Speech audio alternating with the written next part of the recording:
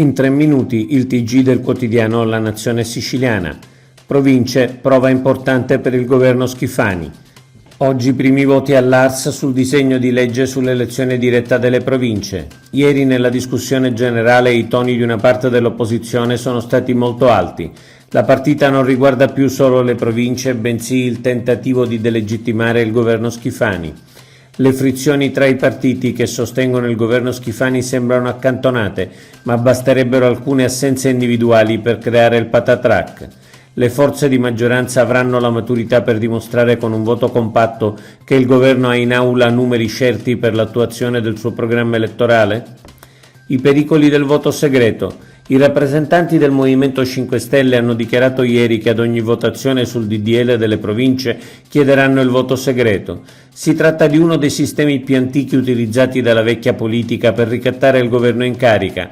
Dovrebbe essere limitato ai soli casi di voti su persone, all'Ars invece lo si può chiedere praticamente sempre.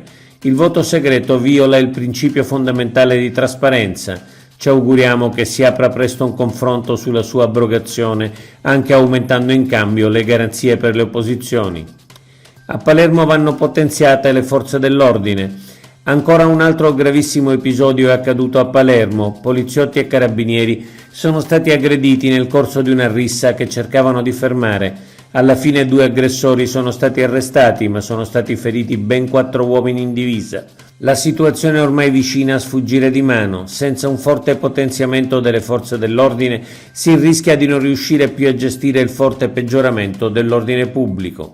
Insediata l'unità di crisi sull'agricoltura. La regione vicina ad agricoltori ed allevatori. Si è insediata ieri pomeriggio a Palazzo d'Orleans l'unità di crisi regionale sull'agricoltura.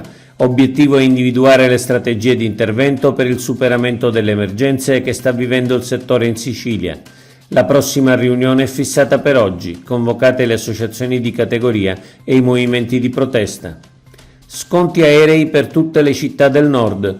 Prosegue l'impegno della Regione contro il caro voli. Per le festività pasquali il presidente Schifani ha annunciato che gli sconti aerei previsti dalla Regione siciliana verranno estesi a tutte le principali città del nord. Non soltanto Roma o Milano, ha detto Schifani. Noi aumenteremo gli sconti per tutti i siciliani che dovranno raggiungere le città del nord e per coloro i quali dovranno da quegli aeroporti venire in Sicilia. Annullate le misure cautelari al deputato Safina.